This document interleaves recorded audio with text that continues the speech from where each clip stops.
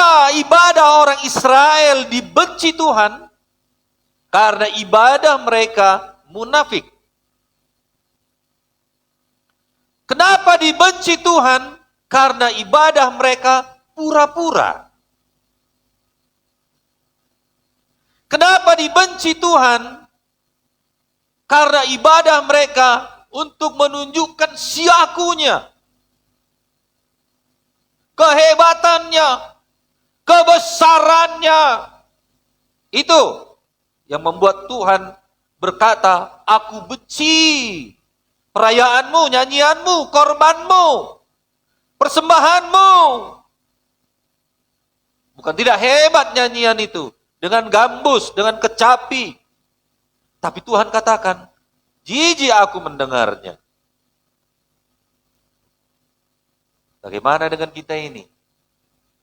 Berkenankah ibadah kita? Adakah keadilan di sana? Ada keseimbangankah antara ibadah dan karakter kita, kekudusan kita? Kata-kata Tuhan ini memang keras, pedas.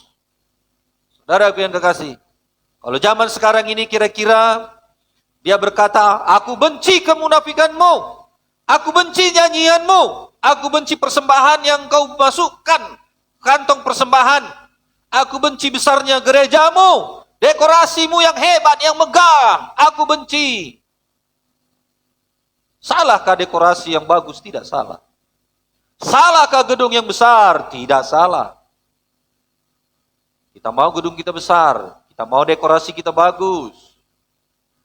Saudaraku, kita mau musik kita juga bagus. Amin. Tetapi yang Tuhan benci adalah kemunafikan. Bilang sama temannya kanan kiri, jangan menjadi orang munafik.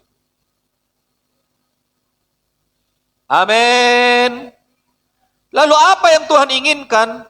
Yaitu menyatunya ibadah dengan keadilan, kebenaran, belas kasih dan kesetiaan. Kita sudah menerima keadilan Tuhan, pengampunan dari Tuhan, pengampunan atas dosa-dosa kita. Saudaraku, Tuhan tuntut keadilan itu. Jangan berhenti keselamatan itu di dalam diri kita. Amin. Berlaku adil. Kita sudah selamat karena kesaksian orang lain. Saksikan juga kepada orang lain. Amin. Bawa juga orang lain, orang-orang yang berdosa, yang terikat, yang diperhamba oleh dosa, oleh iblis. Bawa mereka, tuai mereka untuk kerajaan sorga. Haleluya. Kenapakah Tuhan benci kepada persembahan, nyanyian, ibadah bangsa Israel ini? Karena bangsa Israel ini pamer. Ribuan kambing domba jantan, pamer.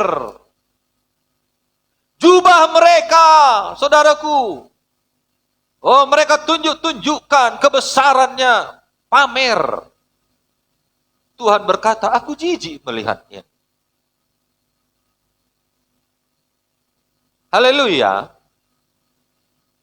Kau pakai jas yang bagus, ada berliannya, kanan kiri. Hotman Paris pun kalah.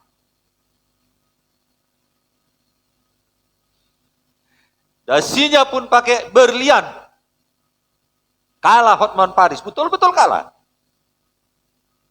Berhilung-hilung kena sinar cahaya lampu.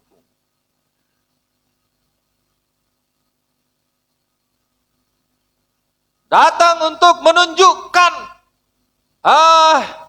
sanggulnya kah, cincinnya kah, belah rotan. Ada 3 jenis, tiga apa namanya ini? 3 cincin. Kalau saudara belum lah, masih 1 ya cincin kawin ya.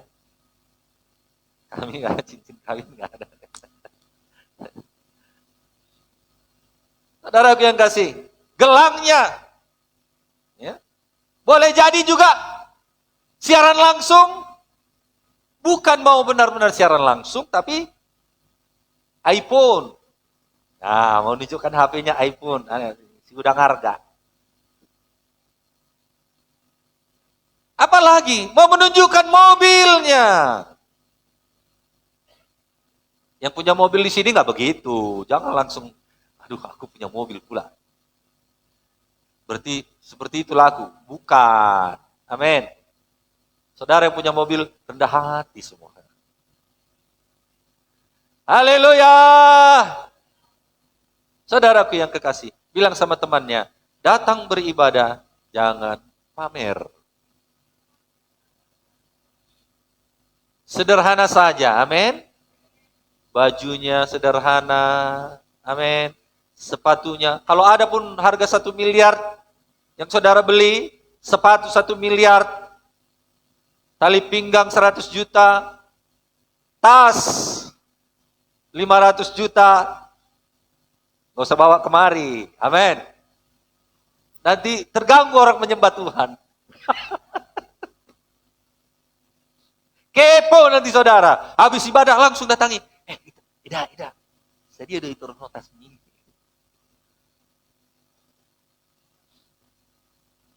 Haleluya. Jangan buat orang kepo.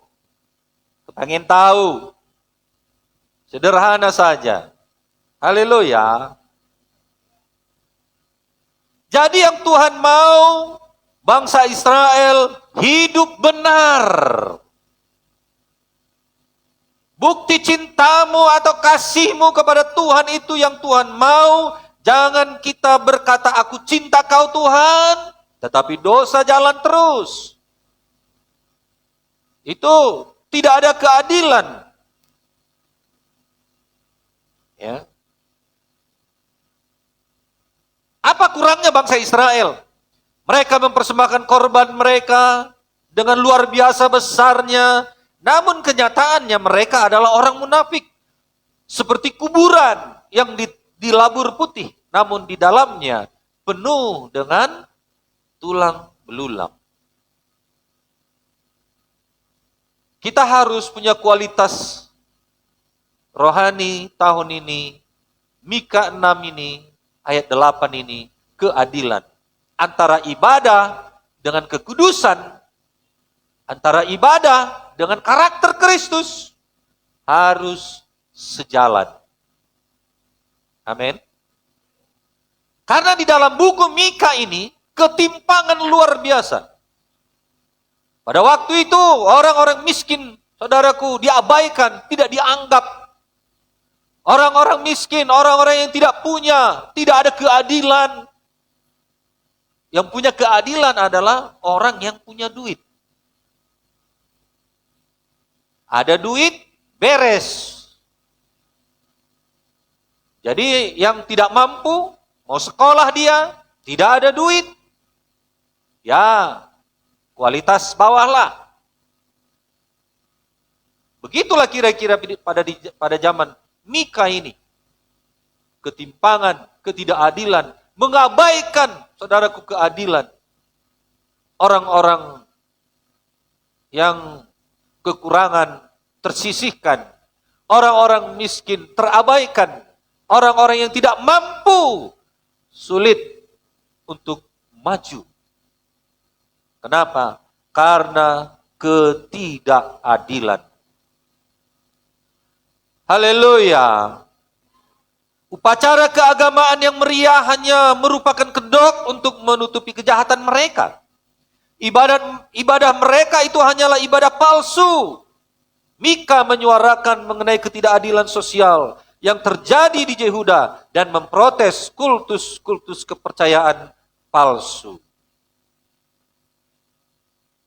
Saudara yang kasih, kami rindu ibadah kita ini biarlah berkenan kepada Tuhan. Dirombak dari dalam ini, bukan hanya sekedar hadir, tapi dirombak dari dalam ini menjadi karakter Kristus. Hidup di dalam kebenaran, hidup di dalam kekudusan. Amin. Itu yang Tuhan mau, seimbang antara ibadah dan karakter Kristus, buah-buah Roh Kudus, serta kekudusan.